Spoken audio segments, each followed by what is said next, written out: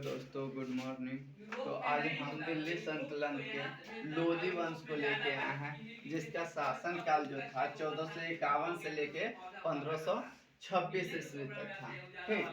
तो दोस्तों, लोधी वंश का संस्थापक जो था वह बहलोल लोधी था, जो दिल्ली की गद्दी पर 19 अप्रैल 1451 ईस्वी में बैठा था और दिल्ली पर प्रथम अफगान राज्य की स्थापना का श्रेय जो दिया जाता है वह बहलोल लोधी को दिया जाता है। और इनके सिक्के को, इन्होंने जो सिक्का को प्रचलन किया था, उनके सिक्के को बहलोल कहा जाता था और सरदार को मकसद ए अली कहा जाता था। और इनके जो सरदार हुआ करता था उसको मकसद ए अली के नाम से जाना जाता था।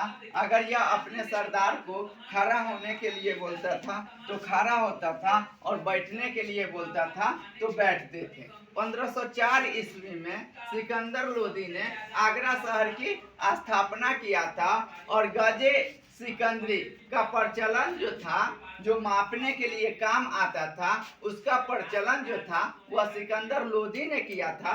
सिकंदर लोदी की राजधानी आगरा था। इन्होंने अपनी राजधानी को आगरा बनाया था।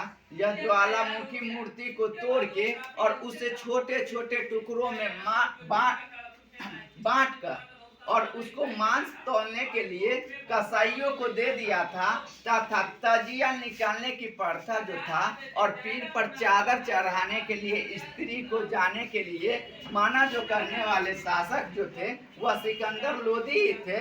और सिकंदर लोदी की मृत्यु 21 नवंबर 1517 ईस्वी को हो गया तथा इनके मृत्यु के बाद इसी डेट में इनका पुत्र इब्राहिम लोदी ने दिल्ली की गद्दी पर बैठा। और दिल्ली की गद्दी पर बैठने के बाद 21 अप्रैल 1526 ईस्वी में बाबर और इब्राहिम लोदी के बीच पानीपत का युद्ध हुआ, जिसमें बाबर ने विजय हुआ और इब्राहिम लोदी की हार हुई।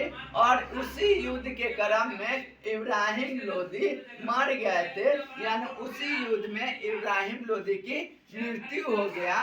तो दोस्तों, कल मैं इसका नेक्स्ट वीडियो विजयनगर साम्राज्य को लेके आऊँगा। कृपया आप लोग मेरे साथ इसी प्रकार से बने रहें।